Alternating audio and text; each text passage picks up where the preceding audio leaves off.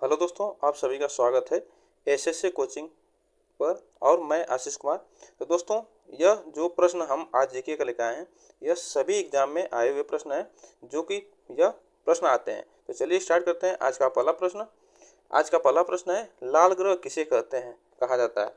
लाल ग्रह किसे कहा जाता है? तो लाल ग्रह मंगल ग्रह को कहा जाता है। आप लोग इसको याद रखिएगा, लाल ग्रह मंगल ग्रह को कहा जाता है। इवनिंग स्टार किस ग्रह को कहा जाता है? तो इवनिंग स्टार शुक्र ग्रह को या भोर का तारा या सुबह का तारा भी कहा जाता है। इवनिंग स्टार शुक्र ग्रह को कहा जाता है। विश्व जल दिवस कब मनाया जाता है? तो विश्व जल दिवस मनाया जाता है, यह 22 मार्च को विश्व जल दिवस मनाया जाता है और 22 अप्रैल को विश्व पृथ्वी दिवस मनाया जाता है। आप लोग इसको याद रखिएगा, विश्व जल दिवस 22 मार्च को मनाया जाता है। ओजोन परत संरक्षण दिवस कब मनाया जाता है? तो यह ओजोन परत संरक्षण दिवस 16 सितंबर को मनाया जाता है।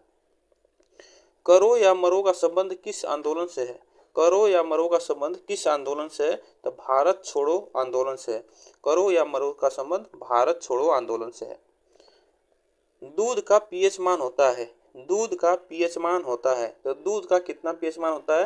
तो यह 6.6 होता है दूध का पीएच मान। सूर्य के प्रकाश की सहायता से शरीर में किस विटामिन का निर्माण होता है? तो सूर्य की सहायता से शरीर में किस विटामिन का निर्माण होता है? तो विटामिन डी का निर्माण होता है सूर्य के प्रकाश की सहायता से। सूर्य का प्रकाश पृथ्वी तक पहुंचने में कितना मिनट लगता है? तो सूर्य का प्रकाश जो है यह पृथ्वी पर पहुंचने में 8 मिनट 3 सेकंड लगता है। तो यह सूर्य का प्रकाश पृथ्वी पर 8 मिनट 3 सेकंड में पहुंच जाता है। सूर्य के सबसे पास कौन सा ग्रह है? तो सूर्य के सबसे पास जो ग्रह है यह बुध ग्रह है। ठीक, सूर्य के सबसे पास ग्रह कौन सा है? बुध ग्रह है। आप लोग इसको याद रखिएगा। भारतीय वन्य जीव संरक्षण अधिनियम को कब पारित किया गया?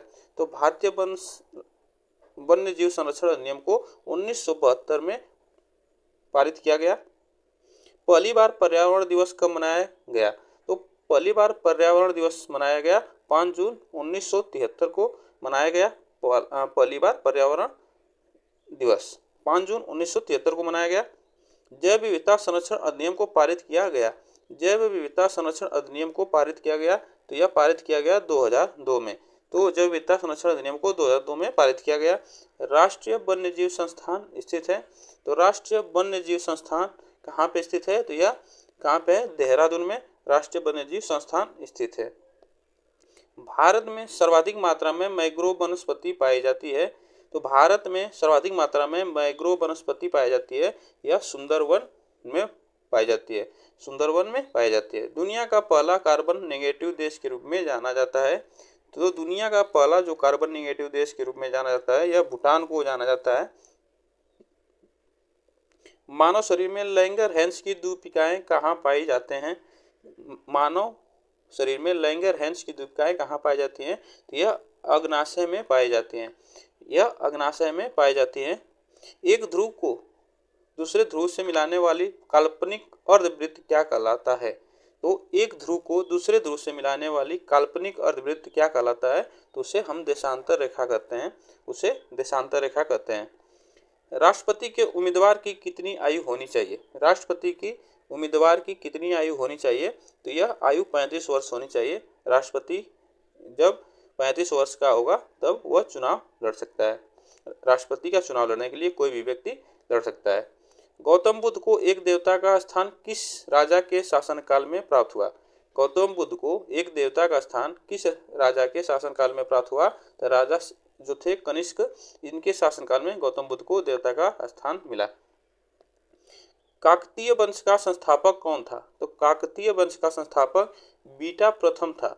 काकतीय वंश का संस्थापक बीटा प्रथम था। संविधान की प्रस्तावना में हमारे देश को क्या नाम दिया गया?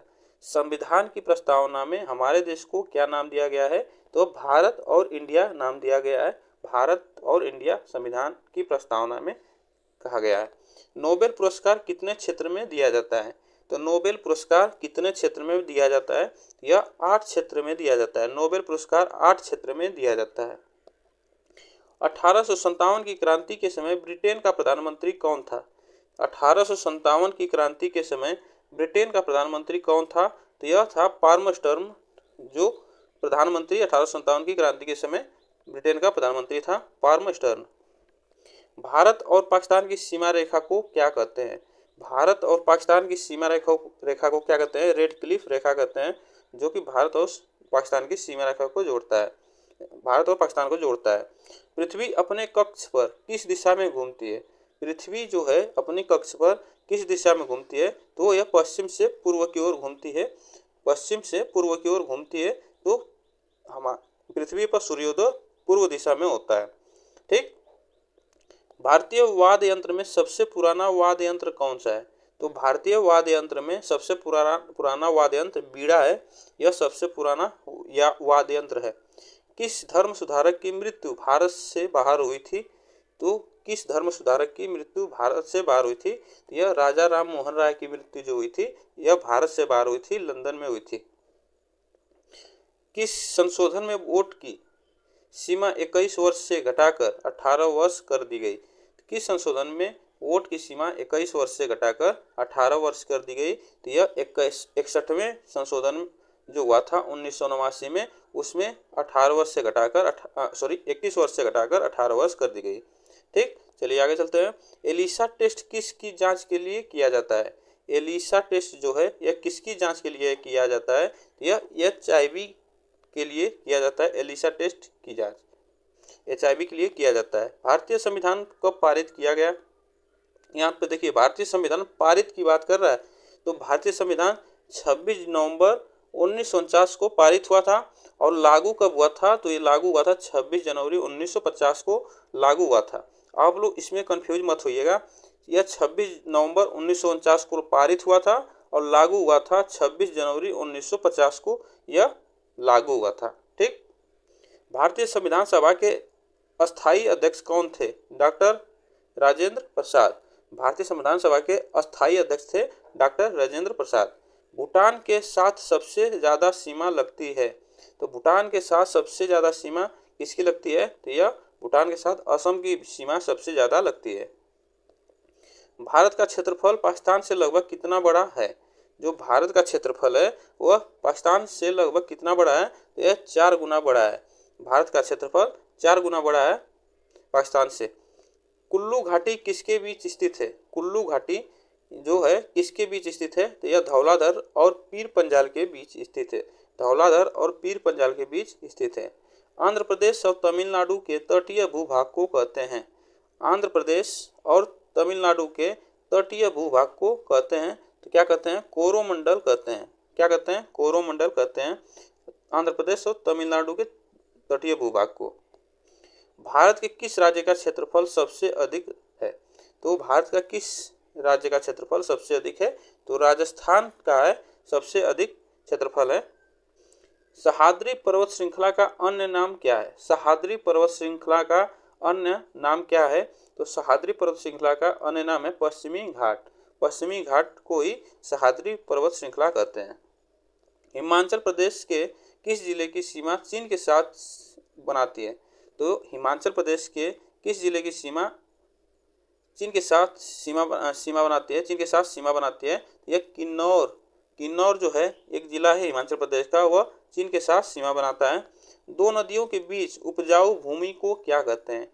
दो नदियों के बीच उपजाऊ भूमि को क्या कहते हैं? तो उससे कहा जाता है दोआब। दो नदियों के बीच उपजाऊ भूमि को दोआब कहा जाता है। किस नदी को दक्षिण भारत का गंगा कहा जाता है? तो किस नदी को दक्षिण भारत का गंगा कहा जाता है? यह गोदावरी नदी को दक्षिण भारत का गंगा कहा जाता है।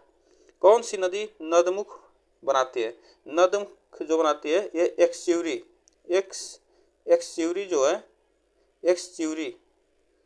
एक्सच्यूरी जो बनाती है, नदमुख एक्सच्यूरी जो बनाती है यह नर्मदा नदी है, जो कि एक्सच्यूरी बनाती है, जिसे नदमुख भी कहा जाता है एक्सच्यूरी को।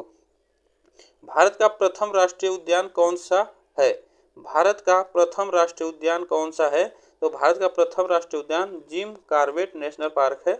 जिम कॉर्बेट नेशनल पार्क जो भारत का प्रथम राष्ट्रीय उद्यान है, जो कि उत्तराखंड में है। काजीरंगा राष्ट्रीय उद्यान किसके लिए प्रसिद्ध है? काजीरंगा राष्ट्रीय उद्यान किसके लिए प्रसिद्ध है? तो यह गैंडा के लिए प्रसिद्ध है। यहाँ पे गैंडा सबसे ज्यादा होता है, यह गैंडा के संरक्षण के लिए प्रसिद्ध है काजीरंगा राष्ट्रीय उद्यान। तो दोस्तों आज के लिए बस इतना ही। अगर वीडियो आपको अच्छी लगी तो प्लीज़ आप लोग चैनल को सब्सक्राइब करें और बेल आइकन को दबा लें और वीडियो को लाइक कर दें और वीडियो को शेयर कर दें। फिर मिलते हैं नेक्स्ट वीडियो में। आज के लिए बस इतना ही।